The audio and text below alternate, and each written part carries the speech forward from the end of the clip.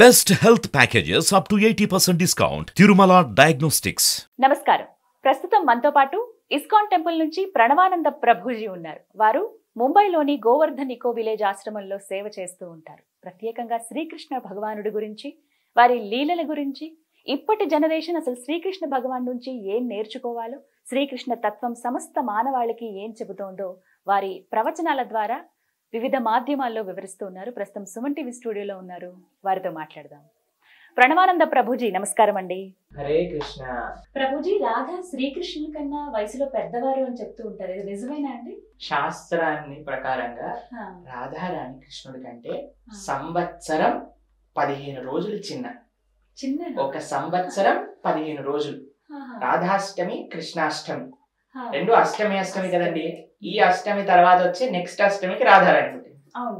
సంవత్సరం 15 రోజులు వాళ్ళిద్దరికి వయసులో డిఫరెన్స్ అనమాట. రాధారాణి కృష్ణుడి కంటే పెద్ద కాదు, సీతమ్మ తల్లి రాముడి కంటే పెద్ద కాదు. కాబట్టి ఈ ప్రపంచంలో ఎన్ని అబద్ధాలు వెళ్తున్నాయి అని అంటే అసలు మాకు అప్పుడప్పుడు విన్నప్పుడు బాధపడాలా, కోపం తెచ్చుకోవాలా అర్థం కాదనమాట. కానీ జాలి వేస్తుంది చివరికి, ఎందుకు వీళ్ళందరూ ఇలా మాట్లాడతారు అనే విషయం.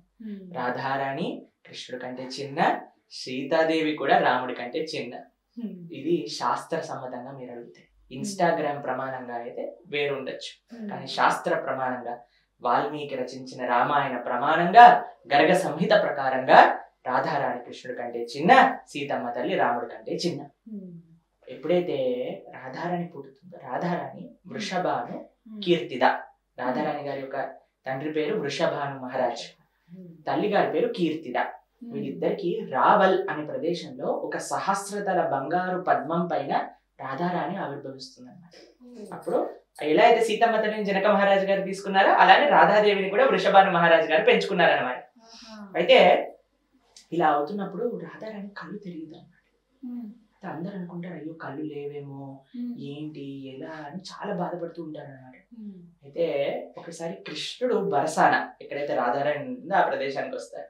ఎప్పుడైతే కృష్ణుడు వస్తాడో, కృష్ణుడు ఎప్పుడైతే తొంగి శ్రీమతి రాధారాణిని చూస్తారో అప్పుడు మాత్రమే రాధారాణి కళ్ళు తెరుస్తుంది అనమాట.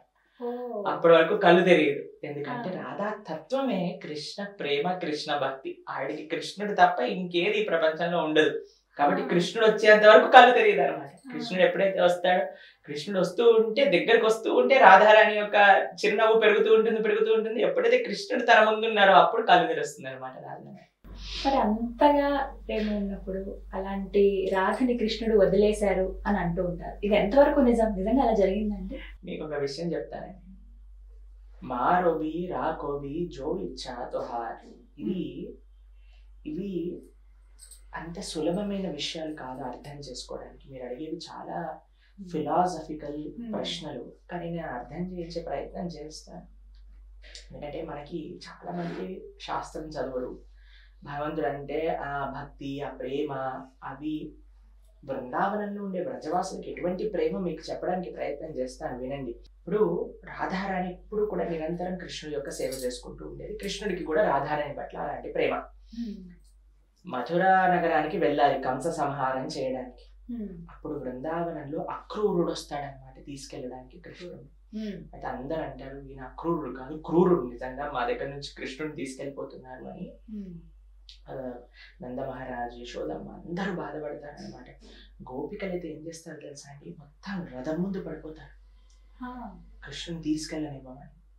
అయితే కృష్ణుడు చెప్తాడు, నేను తప్పకుండా వస్తాను అని చెప్తారనమాట. చెప్పినప్పుడు ఆ రథం ముందుకెళ్తుంటే భాగవతాన్ని చూస్తాం మనం, ఒక పెయింటింగ్ లో బొమ్మలు ఎలా ఉంటాయండి అలా ఉండిపోతారనమాట. గోపికలందరూ కృష్ణుని చూస్తూ వెళ్ళిపోతూ ఉంటే, కృష్ణుడి యొక్క రథం చివరి రథం వెళ్తూ ఉంటే మట్టి గాల్లో ఎగురుతుంది కదా, లాస్ట్ చివరి మట్టి రేణు సెటిల్ అయ్యేంత వరకు చూస్తూనే ఉంటారనమాట కృష్ణుడు వరకు.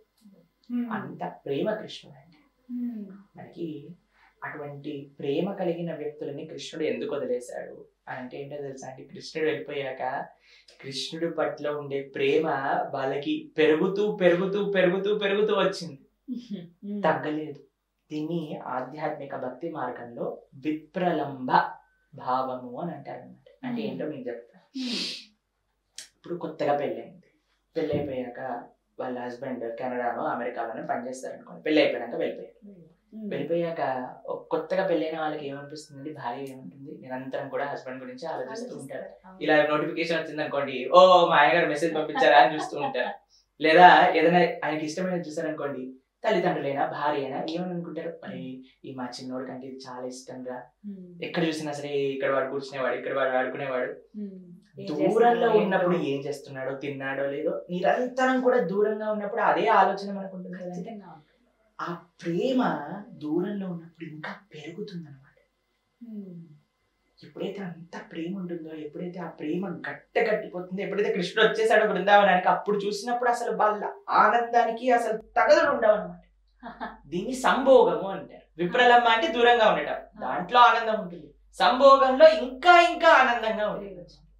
ఎప్పుడైనా మేము హాస్టల్ ఇంజనీరింగ్ చదువుకోవడానికి వెళ్ళినప్పుడు మేము తిరిగి వచ్చేటప్పుడు అసలు మమ్మల్ని ఎలా చూసుకునేవారంటే, మా తమ్ముడిని ఏమో అంతగా కేర్ చేసేవారు, ఎందుకంటే వాడు ఎప్పుడు ఇంట్లోనే ఉంటాడు కదా. కానీ మేము హాస్టల్ నుంచి వచ్చామంటే స్పెషల్ ట్రీట్మెంట్, అల్లుడు గారిలా ట్రీట్మెంట్ ఇచ్చేవారు. ఎందుకంటే చాలా రోజులైంది చూసి.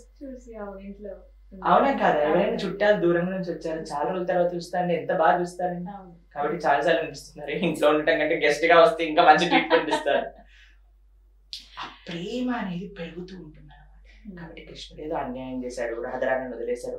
రాధారాణి ఎప్పుడు అలా అనుకోలేదు, మనం అనుకునే దాని వల్ల ఉపయోగం లేదు. రాధారాణి ఎప్పుడు కూడా కృష్ణుడి గురించి ఎంత ఆనందంగా వాళ్ళు ఏం చేసేవాళ్ళు తెలుసా అండి? గోపికలందరూ కూడా పొద్దుంపుడు లేసి కృష్ణుడు ఆ లీల చేశాడు, కృష్ణుడు ఇలా కాళీయుడు పైన నీళ్ళు చేశాడు, ఇలా గోవర్ధనం పైన నీళ్ళు చేశాడు, ఇలా మా ఇంటికి వచ్చేవాడు, వెన్న దొంగతనం చేసుకునేవాడు, ఇలా మాతో మాట్లాడేవాడు, ఇలా మాతోటి ఆడుకునేవాడు అని నిరంతరం కృష్ణుడి ధ్యానంలోనే ఉండేవాళ్ళు. వాళ్ళకి ఒక్క క్షణం కూడా అనిపించలేదు కృష్ణుడు దూరంగా ఉన్నాడు అని. వాళ్ళ యొక్క భావన రూపంలో, వాళ్ళ యొక్క మనసులో కృష్ణుడు ఎప్పుడూ ఉన్నాడు. దాని తర్వాత కూడా కృష్ణుడు ఎన్నోసార్లు బృందావనానికి వచ్చాడు, వాళ్ళందరినీ కూడా కలిశారు అన్నమాట. తన భక్తుల్ని పంపించారు, ఉద్ధవుడు వచ్చాడు, బలరాముడు వచ్చాడు, కృష్ణుడు స్వయంగా వచ్చాడు. కాబట్టి అటు ద్వారకలో కృష్ణుడు గోపికల గురించి, రాధారాణి గురించి ఆలోచించడం, ఇటు రాధారాణి గోపికల కృష్ణుడి గురించి ఆలోచించడం, ఇది విప్రలంబ సంభోగ భావన అంటారనమాట. ఇవి ఆధ్యాత్మిక భావనలో చాలా తారాస్థాయి భక్తి. ఇది మనకి సులభంగా అర్థమయ్యే విషయాలు కావు. ఎప్పటి వరకు అర్థం అవ్వవు అని అంటే మన హృదయంలో అనర్థములు ఉన్నంతసేపు ఇవి అర్థం కాదనమాట. ఎప్పుడైతే మనం మంచి ఆధ్యాత్మిక సాధనలో ముందుకెళ్తూ ఉంటామో అప్పుడు తప్పకుండా మనకి అన్ని మంచి విషయాలు, ఈ భక్తి భావన, ఇందాక చెప్పాను కదండి, కృష్ణుడి గురించి తెలుసుకోవాలి అంటే వినయంతో, భక్తితో, శ్రద్ధతో ఉన్న వాళ్ళందరికీ కూడా వ్యవగతమవుతుంది. కాబట్టి రాధారాణి ఎప్పుడు చక్కగా కృష్ణుడి గురించి ఆలోచిస్తూ, గోపికలందరూ కృష్ణుడి గురించి ఆలోచిస్తూ, ఆ ప్రేమ ఎంతగా పెరిగిపోయిందంటే అంతగా పెరిగిపోయింది అనమాట. చాలా మంది మమ్మల్ని అడుగుతారు, అయ్యా మరి ఇంత ప్రేమించే వాళ్ళు కృష్ణుడు వెళ్ళిపోయినప్పుడు ఎందుకు వాళ్ళ శరీరాన్ని వదిలేయకుండా, అంటే శరీర త్యాగం చేయకుండా అలానే ఉండిపోయారంటే, వాళ్ళు అనుకునే వాళ్ళ మనసులో కృష్ణుడు వస్తే మేము లేకపోతే ఎలా, కాబట్టి ఆయన వచ్చినప్పుడు మేము సేవ చేయడానికి రెడీగా ఉంటాము. ఇది ప్రేమ, ఇది భక్తి అంటే. కాబట్టి ఈ ప్రపంచంలో ఉండేవాళ్ళు కృష్ణుడు చూపించాలి, నాకు కృష్ణుడు కనిపించాలి అప్పుడే నమ్ముతా, ఇలాంటివన్నీ భక్తులకు ఉండవండి. నిజంగా చెప్పాలండి, మా విషయానికి ఏ భక్తుల విషయానికి వచ్చినా సరే ఎప్పుడు కూడా మేము కృష్ణుని చూడాలి అనుకో. ఎందుకు కృష్ణుని చూడటం, ఆయన సేవ ఉండాలి, ఆయన సేవించాలి అని చూడాలి. కానీ కృష్ణుడు రావాలి, కృష్ణుడు కనిపించాలి, కృష్ణుడు వరాలు ఇవ్వాలి, ఇవన్నీ ఎప్పుడు ఏ భక్తుడు కోరుకోలేదండి. నిజంగా చెప్పాలంటే మా సాంప్రదాయంలో నదనం నజనం న సుందరీం కవతాంబా జగదీశ కామయే మవజన్మని జన్మనీశ్వరే భవతాద్ భక్తి రహైతుకీత్వయి అని మహాప్రభు మాకు ఉపదేశం చేశారు.